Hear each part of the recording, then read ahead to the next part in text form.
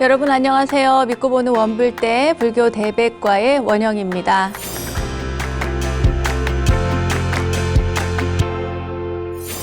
수천 년 전부터 과학자들은 웃음은 왜 생기며 건강에 어떤 영향을 주는지 연구해 왔다고 해요. 그래서 얻어낸 결론들. 웃음은 심장을 튼튼하게 한다. 웃음은 암도 물리친다.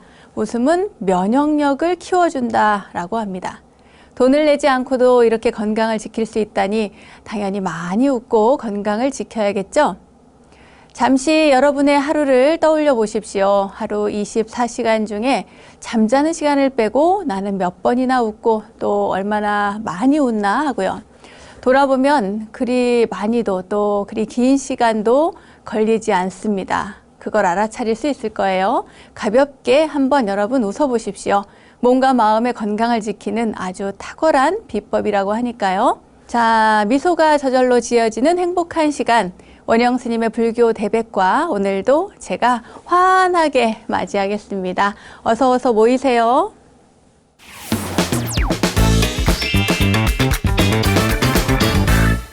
원영 스님의 불교 대백과 첫 순서는 알고 보면 약이 되는 수많은 불교의 이야기들과 불교 지식을 내 안에 원영 스님의 불교 대백과 지식인 시간입니다. 종교는 개인적 차원과 사회적 차원에서 다양한 기능을 수행하고 있습니다. 우선 개인적 차원에서는 삶과 죽음, 그리고 자기 자신, 존재의 의미에 대해서 해석의 틀을 제공하고요. 또 우리가 해결할 수 없는 것에 대한 어떤 좌절, 불안, 두려움 이런 것들을 해소하면서 위안을 주기도 하죠. 그렇다면 사회적 차원에서는 어떨까요? 우선 사회 구성원들에게 공통된 가치를 제시함으로써 이 공동체, 우리 사회 내부의 연대감 그리고 일체감을 주고요. 사회 통합에 이바지할 수 있습니다. 또 사회적 무질서를 예방하고 억제해서 사람들의 일탈 행위를 방지하는 사회 통제 기능도 있다고 하죠. 예를 들어서 불교의 계율이 바로 그러한 역할을 하고 있습니다. 자, 이러한 종교의 기능에 대해서 제가 오늘 이렇게 왜 길게 장황하게 말씀을 드리느냐. 왜냐하면 오늘부터 함께할 수업이 바로 불교 기초교리 강좌이기 때문입니다. 어떠한 종교든지 간에 그 종교에 귀의하겠다는 발심이 서고 나면 그 종교가 무엇을 말하는지, 교리가 무엇인지, 또 가르침은 무엇인지 제대로 한번 알아봐야겠죠. 그래서 우리 불자님들을 위해서 준비했습니다. 오늘부터 원영 스님의 불교 기초교리 강좌를 시작하는데요. 자, 오늘부터 저와 함께하는 시간은 아마 학창시절에 달달달달 외웠던 그 시험 공부와는 조금 다를 겁니다. 금방 잊어버리지 않고 아마 오래 기억하실 겁니다. 왜냐하면 원리부터 이해까지 제가 쪽집게 선생이 되어드릴 거니까요. 다만 주의할 점이 있습니다. 뭐냐 하면 불교 교리에 있어서 오늘부터 제가 하는 기초교리는 초기 불교를 기반으로 한다는 것을 말씀드립니다. 대승불교의 교리, 그러니까 대승불교의 관점과는 약간 다르기 때문에 해석이 조금 다를 수 있습니다. 어떤 스님은 이렇게 말씀하셨는데, 아니 어떤 스님은 그렇게 말씀하시지 않았는데 이렇게 혼동하실 수도 있습니다. 이 불교라고 하는 것은요, 아시다시피 2600여 년간 발전해 오면서 다양한 방법과 해석으로 소개되어 왔습니다. 84,000 법문을 한나로 이렇게 쭉 깨어서 이렇게 전해준 것은 별로 없습니다. 왜냐하면 다양한 사람들이, 수많은 이 학자들 그리고 수행자들이 다른 관점으로 보아왔고 해석했기 때문입니다. 그 장점으로는 불교 사상이 굉장히 풍부해졌다는 것입니다만 단점으로는 근본 정신에서 약간 비켜난 해석도 없지 않습니다. 그러니까 오해하지 마시고요. 각각 해석이 조금 다른데 우리 원영 스님은 이렇게 하는구나, 이렇게 보고 있구나, 이렇게 이해하시면 되겠습니다. 자, 그럼 잘 될지는 모르겠지만 부처님께서 말씀하신 세상의 진리, 불교의 교리는 무엇인지 지금부터 알아보도록 하겠습니다.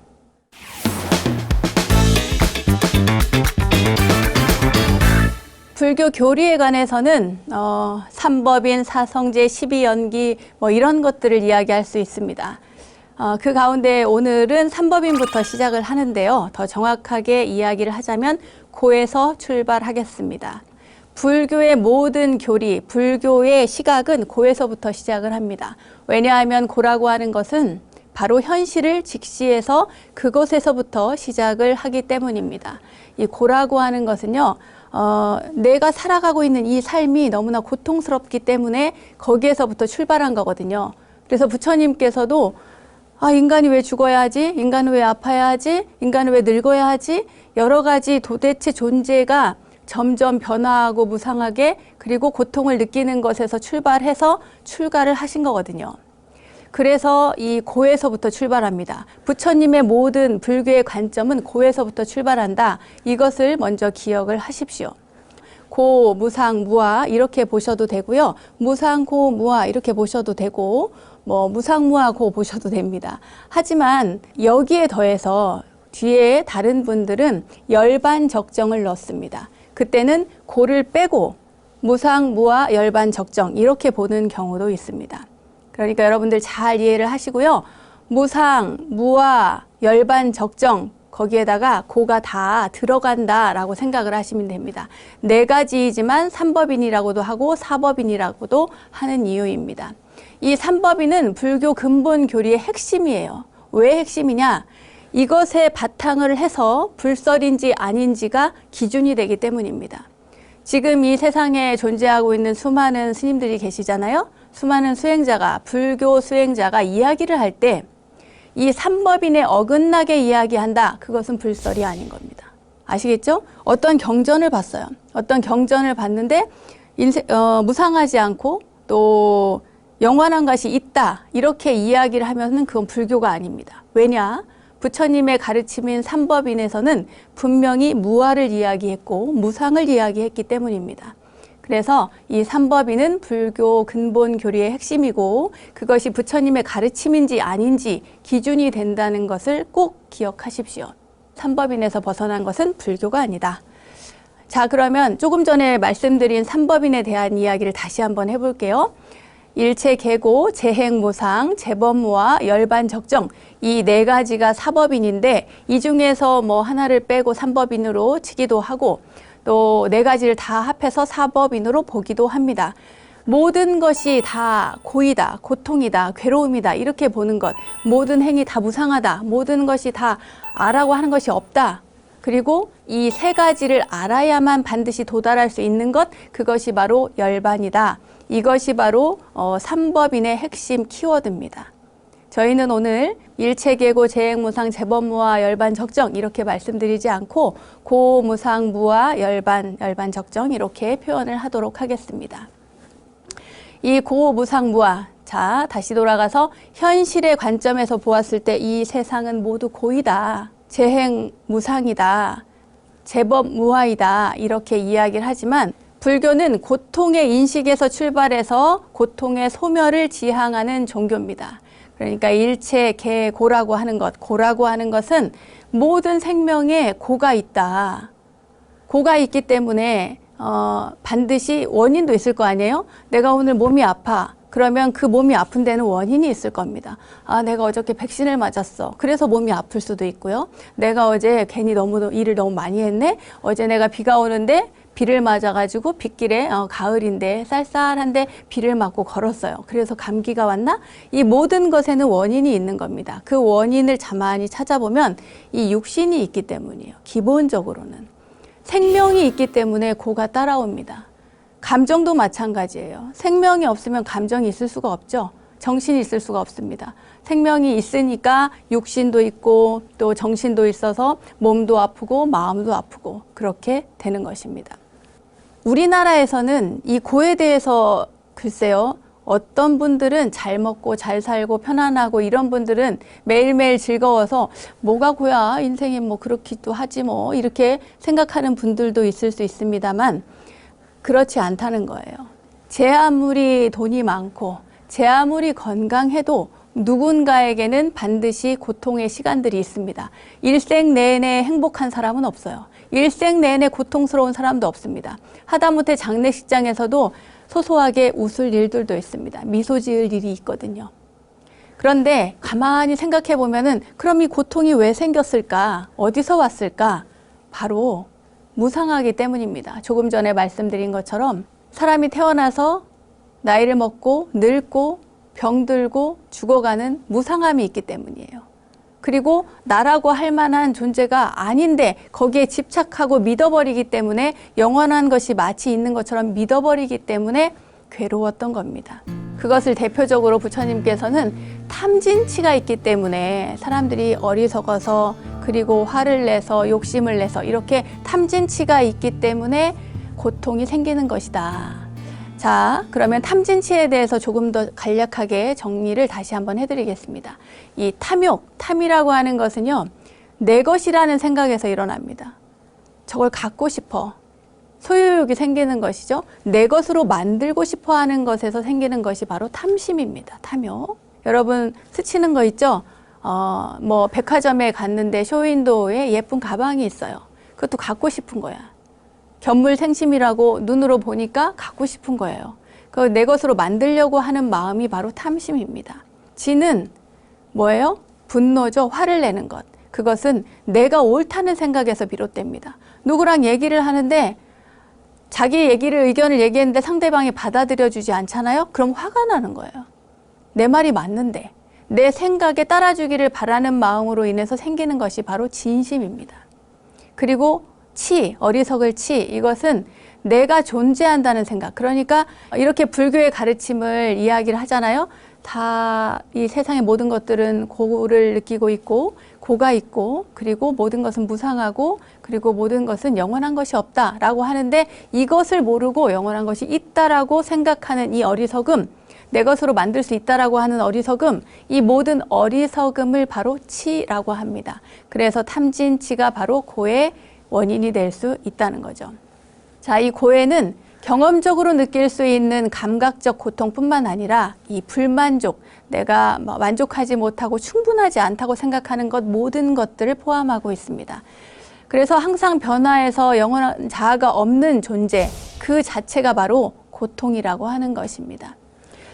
석가모니 부처님께서 출가해서 수행을 하시고 깨달음을 위해서 그렇게 힘들게 정진하신 것은 바로 이러한 고통을 해결하기 위해서였어요. 그래서 바로 불교는 고에서 시작한다고 말씀드린 겁니다. 깨달음을 얻은 뒤에 처음으로 행한 설법, 부처님께서 그 녹야원에서 행한 설법 가운데에는 고진멸도, 사성제에 관한 설법이 있는데요. 여기에서도 바로 고에 대한 인식에서부터 출발을 합니다. 그래서 고의 소멸을 지향하는 종교이기 때문에 고의 인식에서 그 고를 소멸하는 방법에 이르기까지 이야기를 하는 겁니다. 이러한 고는요, 불교에서는 이렇게 정리를 해놨어요. 고에는 어떤 종류가 있는지. 그것을 사고, 팔고라고 합니다. 뭐 물건 사고 팔고가 아니고요. 4가지 고통, 8가지 고통을 이야기하고 있습니다. 사고는 굉장히 쉽게 잘 알고 있습니다. 생로병사, 생로병사 이 4가지, 태어나고, 늙고, 병들고, 죽는 이 4가지 괴로움을 사고라고 하고 있습니다. 우리가 아기가 태어나면은 막 기뻐하잖아요. 축하도 하고. 그런데 그때가 지나고 나면은 잘 자라고 뭐 성장하고 이러면 너무나 기뻐하지만 나이가 먹어서 25세, 28세를 지나서 점점 이 육신이 퇴화되기 시작하고 더 나이를 먹어서 늙고 병들고 죽음에 이르는 그 과정에서는 모두가 슬퍼합니다.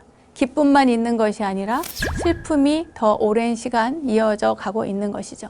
여기에 4가지 고통을 더합니다. 첫째는 사랑하는 사람과 헤어지는 고통입니다. 사랑하는 사람과 여러분 헤어지신 적 있죠? 누구나 다 한 번쯤은 경험을 해보셨을 겁니다.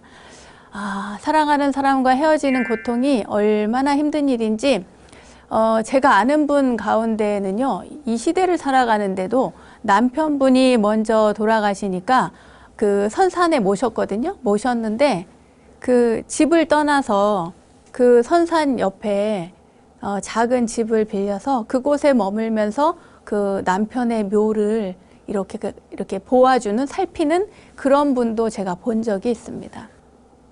저렇게까지 할 수 있나 저는 굉장히 충격이었는데요. 이별의 고통이 그만큼 힘들다는 것입니다. 이것을 애별리고라고 합니다. 애별리고.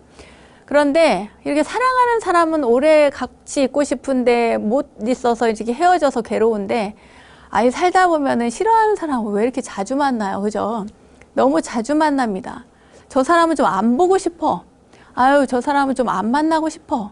그런데 꼭 무슨 원수는 외나무 다리에서 만난다고 뭔가 직장에서도 그 일을 같이 한다거나 이런 일도 있고, 또 글쎄요, 어디 갔는데 내가 오늘은 저녁 먹으러 가족들이랑 아무개 식당에 갔는데 하필이면 내가 싫어하는 그 사람이 그 식당에 밥 먹으러 왔어요.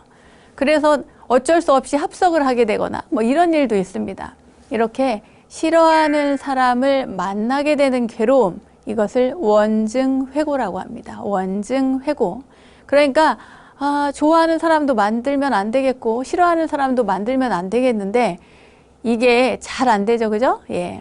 자, 세 번째는 원하는 것을 얻지 못하는 괴로움입니다. 야, 요즘 같은 세상에 우리는 너무나 풍족하게 살고 있습니다. 그죠? 사실은 우리가 돈이 없는데도 뭔가를 자꾸 돈을 쓰는데 가만히 들여다보면 불필요한 것들을 사는 것이 굉장히 많아요. 불필요한 것들.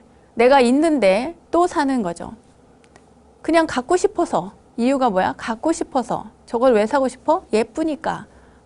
저걸 가지면 내가 기분이 좋아지니까 갖고 싶은 거예요. 이것을 구부독고라고 합니다. 갖고 싶은데 갖지 못하는 마음 때문에 생기는 것이 구부독고예요.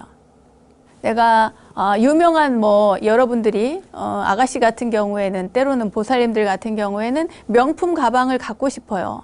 그런데 내 수중에 돈이 없어. 그것을 사면은 생활비를 다 털게 생겼어요.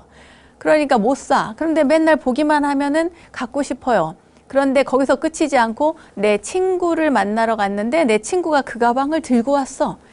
그러면 굉장히 뭔가 마음의 불길이 활활 일어나는 거죠. 그러면서 갖고 싶은 마음이 더 생깁니다. 이렇게 좋아하는 것에 대한 애착, 이것을 구부독고라고 합니다. 갖고 싶은데 갖지 못하는 괴로움인 겁니다. 그리고 네 번째입니다. 이 네 번째는 조금 어렵습니다, 여러분. 네 번째에 대한 설명을 잘 귀담아 들으시기 바랍니다. 이 네 번째는요, 오음성구라는 것인데, 말하자면 이 육신의 괴로움입니다. 이 육신. 내가 이 괴로움을 느끼고 욕망을 느끼고 하는 이 모든 것을 가지고 있는 이 육신, 불교적인 용어로는 색수상행식이라고 합니다. 우리 반야심경 할 때 많이 나오죠. 오온이라고 해서 말하자면 이 몸, 그리고 이 몸의 느낌. 여러분 제 목소리가 들리시죠? 저를 보았을 때 느낌이 나시죠? 또 만약에 TV를 껐어요. 어디를 갔어. 근데 누구랑 얘기를 하다 보면 제 생각이 나요. 그러면은 생각이 나는 거야. 그게 바로 상입니다. 재생하는. 그리고 스님이 그렇게 얘기를 했는데 그게 맞나 틀리나? 스님을 다시 보고 싶다. 이게 바로 행입니다. 의도적인 행위를 하는 거고, 식은 바로 그것에 대한 저장을 하는 거, 인식적으로. 이것을 오온이라고 하는데, 이 오온이 깃들어져 있는 이 몸이 이러한 것들로 인해서 받아들이고 인식하고 행하고 재생하고 저장하고 있는 이 모든 것들이 총체적으로 어렵게 만들어지는, 말하자면 내 업을 어렵게 하는 것이기 때문에 고라고 하는 겁니다. 이것을 오음성구라고 해요. 이것을 조금 더 자세히 말씀드려 보도록 하겠습니다. 조금 전에 제가 오온에 대한 그 이야기를 해드렸잖아요. 좀 더 구체적으로 말씀드리자면 오온이라고 하는 것이 이 육신 안에, 육신을 포함해서 이 오온이라고 하는 것이 번뇌망상을 일으켜서 치성해서 인간을 괴롭게 만드는 거예요.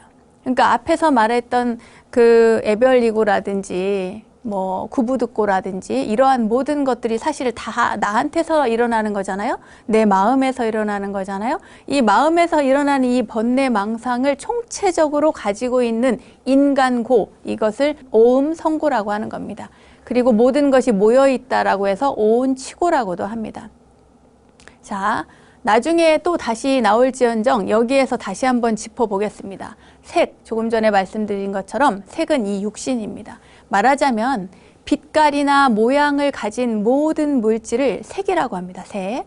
그러니까 육신이 있다면 육신에 대한 집착으로 인해서 생기는 고가 바로 색에 의한 고입니다.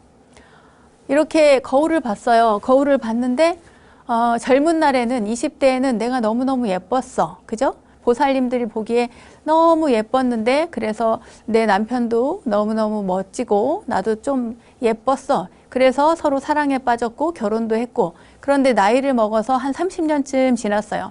요즘에는 거울 보면 아유 이마에도 주름이 보이고 눈 밑에도 주름이 자글자글하고 또 그 예쁜 혈색도 없어지고 그렇게 변해간단 말이에요.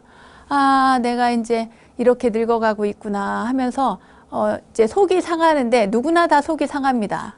왜냐하면 늙음이 좋은 사람은 별로 없을 거예요.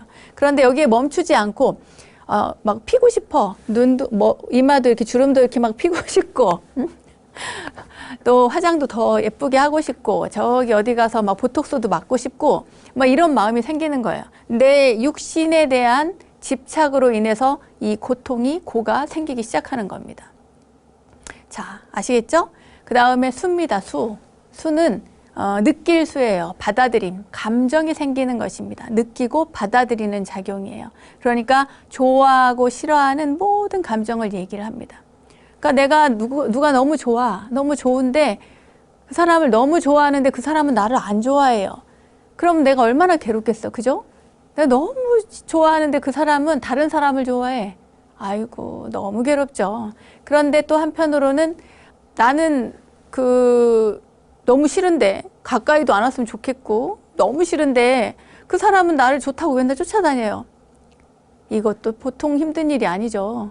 아유, 좋아한다는데 그냥 냅둬 이러지만 사실은 너무 싫은데 그런 사람이 계속 같이 밥 먹자 그러고 차 마시자 그러고 같이 만나자 그러고 어디 놀러 가자 그러고 이러면 얼마나 싫겠습니까? 이 또한 싫은 거예요. 자, 그 다음에 상입니다. 상이라고 하는 건 생각상이에요. 말하자면 그 인식하고 재생하는 겁니다.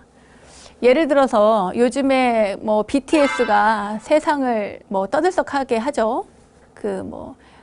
뭐더라? 미국의 빌보드 차트 이런 데도 막 1위를 계속 하고 있고 이 방송을 시청하시는 여러분들 가운데에서도 좋아하시는 분들이 있겠죠. 그분들이 생각을 해보세요. BTS 아무개를 만났어. 길을 가다가 본 거예요. 마침 휴일날. 이건 좀 너무 불가능한가? 현실 가능성이 너무 없나? 다른 사람으로 해야 될 것 같은 느낌이 드네요. BTS는 너무 같다. 자, 바꾸겠습니다. 누가 했을까? 그래요. 예를 들어서 여러분들 잘 아시는 현빈이라고 하는 배우가 있어. 키도 크고 잘생긴 현빈이란 배우, 뭐 손예진이란 배우가 있어. 그런 배우가 놀러 나왔는데 길을 가다가 본 거예요. 그 사람을 봤는데 하는데 맞는 거야. 그래가지고 봤어요. 보고 막 사인도 받고 너무 좋은 거예요. 너무 좋은데 이제 자 보세요. 이럴 때 현빈이라고 하는 배우는 뭐가 돼요? 색이 됩니다. 색. 육신이 있으니까 색. 그런데 그걸 봤어. 내가 본 것은 뭐냐면 보고 너무 좋아요. 이 느낌. 이것이 바로 수예요. 수. 그죠? 수입니다. 근데 이 사람을 보니까 너무 좋아. 그리고 이제 스쳐 지나갔어요. 지나갔는데 계속 머릿속에 현빈이 떠다니는 거야. 손예진이 계속 떠다니는 거예요. 머릿속에. 계속 생각이 납니다. 이게 바로 상이에요. 상.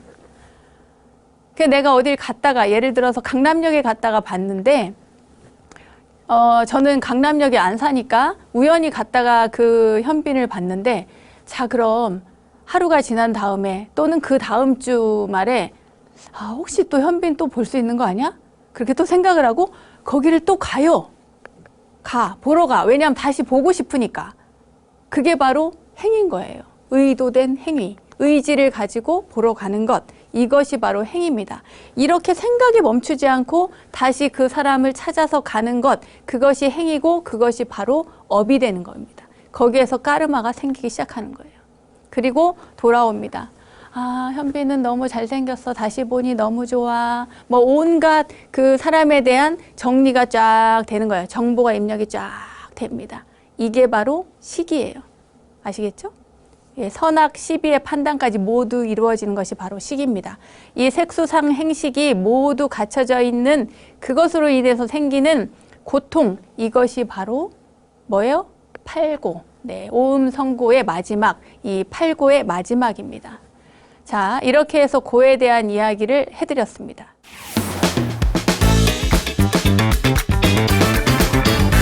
자, 이제 삼법인 가운데 재행무상, 이 무상에 대해서 말씀드리도록 하겠습니다. 이 무상이라는 것은 결국 고의 원인이 되었다고 했잖아요. 무상하고 무아인 것이 원인이 된 거야. 왜? 거기에 무상하고 무아인 것을 집착해서 무상한데 당연히 이게 영원하지 않은 것인데 영원한 것으로 착각하고 집착하고 매달리기 때문에 고통이 생기는 거거든요. 자, 재행무상이 어떤 것인가, 도대체 왜 우리는 이것을 제대로 받아들이지 못하는가 한번 살펴보도록 하겠습니다. 자, 쉽게 말해서요, 이 모든 존재, 이 세상의 모든 것들은 끊임없이 변화하게 되어 있습니다. 물도 보세요. 하다못해 물도, 저 자연에 있는 물도 봄, 여름, 가을은 물이었다가 겨울에 추워지면 얼음이 됩니다. 그 얼음이 봄이 되면 다시 녹아요. 저 물도 그냥 있지 않습니다. 항상 변화하고 있어요. 또 물속에 벌레도 생겼다가 벌레가 없어졌다가 그 벌레가 커졌다가 하듯이 다 그 물 속에서도 수많은 변화들이 일어나는 겁니다. 초기 불교에서는 인간이 태어나서 자라고 늙고 죽을 때까지 경험하는 모든 것들, 모든 육체적, 정신적 변화를 전부 무상하다라고 본 거예요. 그러니까 말하자면 이 무상이라고 하는 것은 시간적으로 인식하시면 좋습니다. 시간이 지나면 변화하게 되어 있다.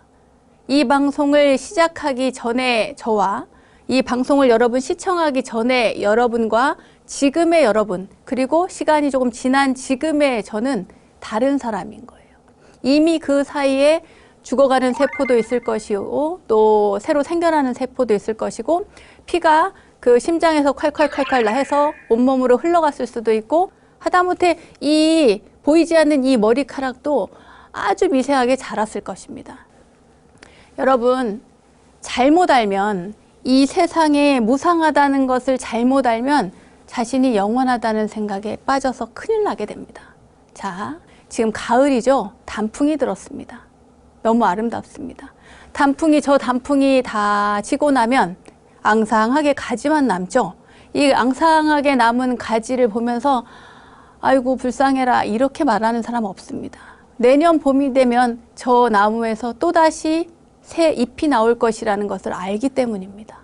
그러니 지금 너무나 아름답고 내년 봄에 또 싹이 나고 잎이 나고 여름에 무성했다가 가을이면 곱게 단풍 들고 또 떨어지고 겨울을 잘 나고 그 다음에 또 다시 잎이 돋을 것이라는 것을 아는 거예요. 그런데 이것을 시간적 관점으로 보면 굉장히 무상합니다. 왜냐? 오늘은 너무 예뻐. 그런데 비가 한번 막 쏟아져 봐요. 그러고 나서 단풍을 보면 단풍이 막 상처가 나요. 그럼 예쁘지가 않는 거예요. 메마른 잎으로 떨어졌을 때 보면 아름답지가 않습니다. 이걸 보면서 무상함을 느끼는 거예요. 제가 아까 현빈 이야기했죠? 현빈을 보니 너무 좋아. 아이고 멋있어라. 아이고 사위 삼으면 좋겠네. 이렇게 생각하시는 분들 계실 겁니다. 손예진을 보고 아유 저런 며느리감 하나 있었으면 좋겠다. 너무 좋겠다. 이렇게 생각을 하죠. 그런데 시간이 지나면 잊어버립니다. 감정이 계속되지 않습니다.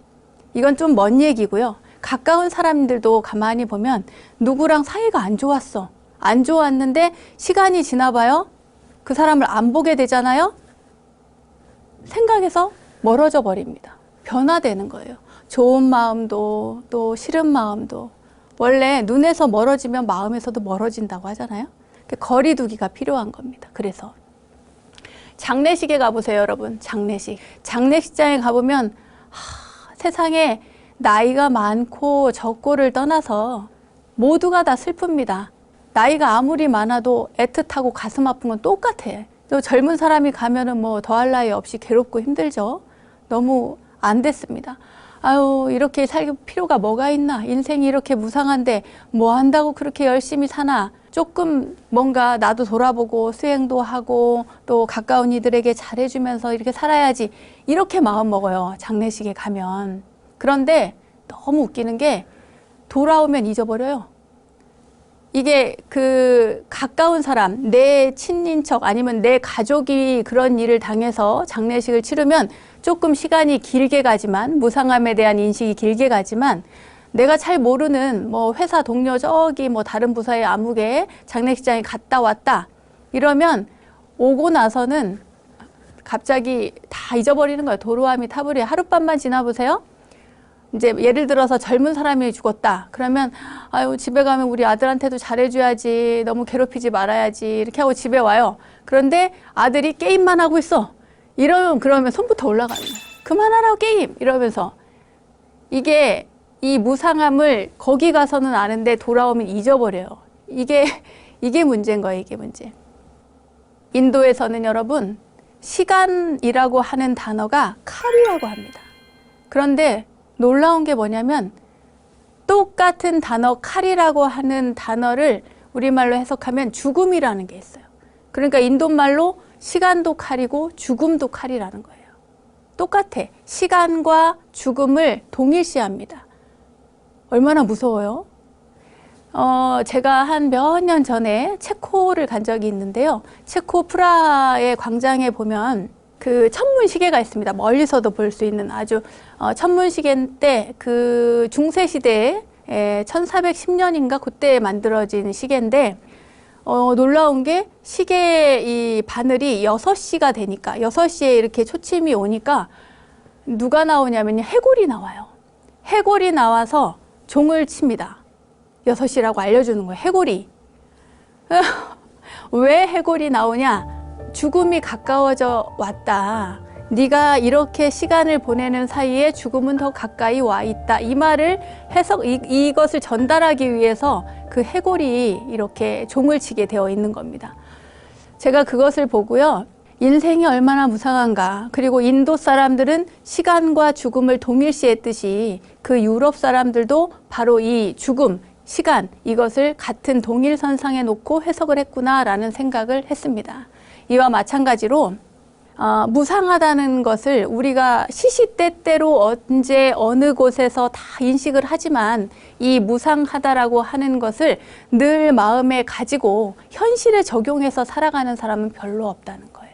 그래서 이렇게 이런 강의를 통해서 또는 불교에서는 계속 무상함을 인식시켜 줍니다. 그러면서 현재 깨어 있으라고 말이죠. 제가 할 얘기가 너무 많다 보니까 이 정해진 시간 안에 모든 것을 쏟아부으려다 보니까 진도가 잘 안 나가고 있습니다. 그래서 오늘 지식인은 여기까지만 하려고 하거든요. 다음 시간에도 이어서 계속 될 거니까요. 여러분 기대해 주시기 바랍니다. 자, 오늘은 원불대 불교 교리 강좌 함께 했습니다. 불교를 제대로 이해하고 또 신심을 키우기 위해서는 부처님의 가르침을 잘 이해하고 받아들이는 것부터가 시작이겠죠.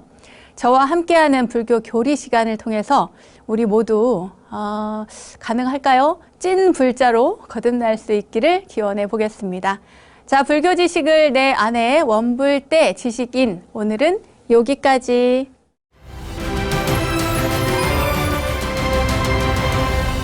저절로 알게 되는 사찰 이야기, 오늘은 이절로 아니 저절로 시간입니다. 오늘은 경기도의 명산 가운데 하나죠. 소요산 자제암으로 떠나봅니다.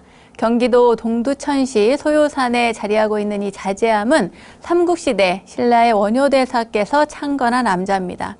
대한불교조계종 제25교구 본사인 봉선사 말사이기도 하죠. 경기도의 소금강이라고 할 만큼 경승지인 소요산 하면 진달래, 단풍, 두견, 폭포 뭐 등등이 엄청 유명합니다. 꽃과 단풍으로 이름난 산이기도 하죠. 이 소요산에 자리한 자제암 역시 아주 특별한 전설이 전해진다고 합니다. 자제암이라는 사명에 얽힌 이야기 속으로 지금부터 들어가 보겠습니다. 한참 이렇게 자선 중인 원효대사께서 거센 비바람 속에서 얼핏 이렇게 자선을 하다가 웬 여자 소리를 들은 거예요. 여성의 음성을. 그래서 설마 이렇게 하면서 그냥 묵묵하게 자선을 하고 있는데 진짜로 여성의 소리가 들리는 겁니다.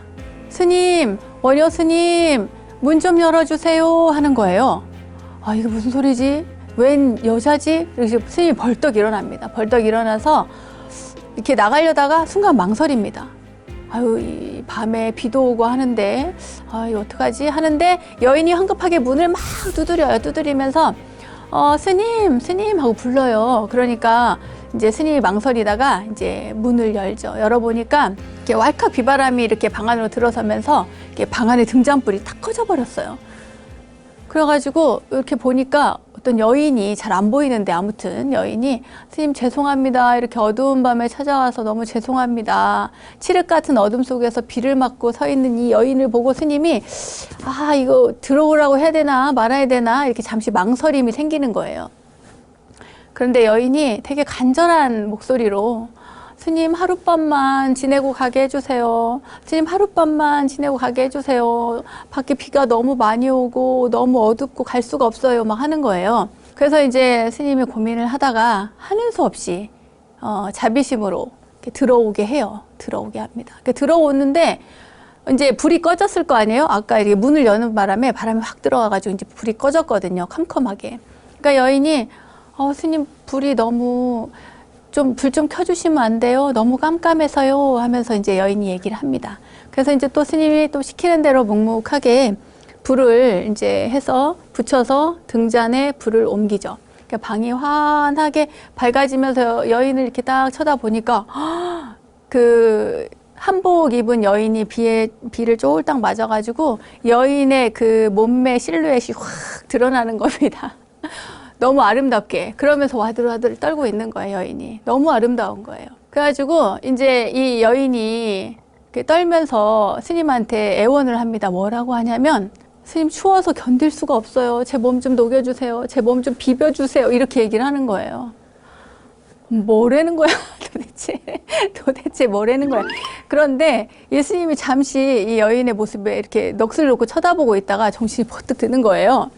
아유, 이거 어떡하지? 그래서 이제 눈을 감고 있다가, 아니, 이 스님도 참 딱하신 것이, 춥다 그러면은 이불 하나 꺼내가지고 이렇게 덮어주면 되는데, 그 여인을 또 이렇게 문질러줘요. 비벼주고, 주물러주고 합니다. 왜냐, 모든 것은 마음 따라 일어나는 거지, 내 마음에 색심이 없으면 이 여인이야 뭐 목석이나 다를 바 없지. 이렇게 딱 생각을 하고 이 여인의 온몸을 이렇게 만져주거든요.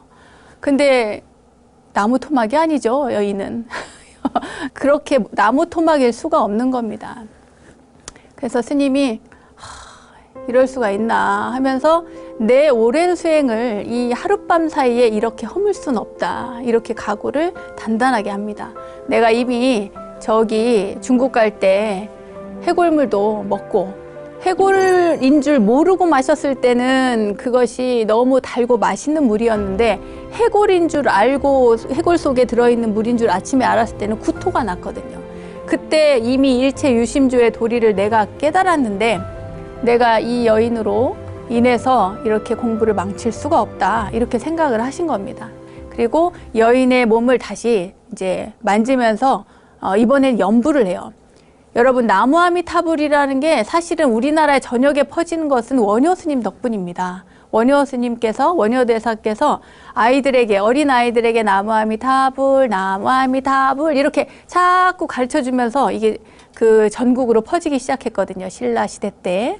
그런 것처럼 스님께서 연부를 하면서 나무아미타불, 나무아미타불 하면서 여인의 몸을 이렇게 풀어준 거예요. 이제 그 덜덜 떨고 있으니까 또 이렇게 주물러 주기도 하고 또 혈맥을 찾아서 눌러서 이렇게 혈을 풀어주기도 했습니다. 왜냐하면 불쌍한 여인이니까 남을 돕는 것은 기쁜 일이지 남과 나를 이렇게 구분해서 이렇게 선을 짓고 나는 안 돼 뭐 이렇게 해서 멀리하는 것은 승려로서 할 도리가 아니구나 이렇게 생각을 한 거예요. 한 생명을 위해서 하는 행위이기 때문에 자비심으로 하는 거니까 괜찮다고 생각을 한 겁니다. 스님이 그래서 이제 정성껏 그 여인의 몸을 주물러 줘가지고 여인의 몸이 따뜻해지기 시작한 겁니다. 근데 이제 정신을 차린 여인이 갑자기 정신을 차리고 몸도 따뜻해지고 난 다음에 스님한테 일어나서 아주 막 되게 요염한 미소를 지으면서 앉아요. 약간 유혹의 눈길로 막 스님을 바라보면서. 그러니까 이제 스님이 갑자기 경계심을 확 느낀 거예요. 아니 뭐야 이렇게 생각을 하고 스님이 갑자기 밖으로 탁 뛰쳐나갑니다. 아유, 안 되겠다. 정신 차려야겠다. 이러면서 팍 뛰쳐나갔더니 벌써 이제 아침인 거예요. 근데 해가 탁 떴습니다. 그래서 스님은 정신 차려야겠다 싶어서 옷을 훌렁 벗고 그 옥류천, 그 산에 있는 옥류천 그 맑은 계곡물에 몸을 담급니다.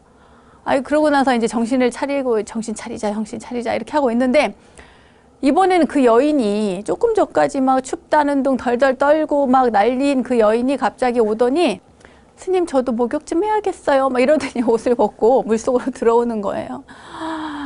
아니 이 여인은 도대체 왜 이러는 걸까? 아무튼 그래서 그 스님을 유혹하려고 하는 그런 그 포즈를 취하는 것처럼 보이는 거예요. 스님 눈에는. 그러니까 스님이 눈을 부릅뜨고 너는 도대체 나를 유혹해서 어쩌자는 거냐? 뭐 이러면서 이제 호통을 쳐요. 그러니까 이 여인이 하는 말이 아유, 스님도 참 제가 어디 스님을 유혹했어요. 스님이 저를 그 세간으로 보시면서 이렇게 얘기를 하는 거예요. 그러니까 이제 스님이 깜짝 놀랍니다. 그 여인은 가만히 있었고 자신을 세간, 그러니까 색심을 가지고 바라본 것은 바로 원효 스님 당신이다 이 얘기인 거예요. 그러니까 순간 큰 방망이로 한 대 얻어맞은 것처럼 이렇게 느꼈죠. 세간으로 이렇게 보는 원효의 마음이라니 하면서 이제 스님이 너무 충격을 받아가지고 거듭 그 생각을 되냅니다. 되내면서 스스로 그제서야 정신을 차리죠. 이제 눈을 번쩍 뜨고 드디어 이제 빛을 발견하게 되는 겁니다. 그렇구나. 모든 것이 나의 마음에서 일어난 색심이었구나. 옳거니 바로 그거구나. 모든 것이 그것으로 인해서 생기고 그 마음까지도 버려야 하는 도리구나. 그제서야 스님이 이제 생각이 번쩍 들어가지고 물을 탁 걷어차고 이제 밖으로 나옵니다. 그러고 나는데 그 여인이 돌아보니까 그 여인은 어느새 진짜 금빛 찬란한 이렇게 후광을 이렇게 빛내면서 아름다운 보살님이 되어서 이 폭포 뒤로 딱 사라지는 거예요. 그러니까 원효 스님을 시험하러 온 원효 스님의 마음을 다시 한번 일깨워 주러 온 보살님이었던 겁니다. 그래서 원효 스님께서는 그곳에 암자를 세우고 자기의 몸과 마음을 자유자재로 한다. 자유자재로 할 수 있는 곳이다. 그래서 자재암이라는 이름을 지었습니다.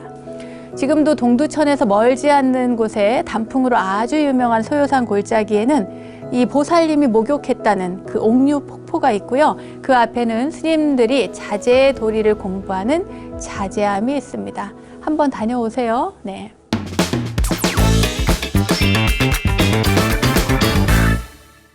원영 스님의 불교 대백과 오늘도 즐거운 시간, 유익한 시간 되셨나요?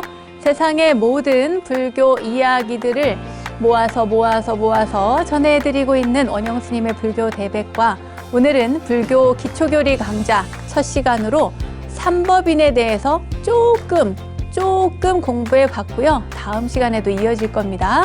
소요산 자재암 전설까지 전해드렸습니다. 알매 지혜가 가득한 시간 원불대, 오늘은 여기까지입니다.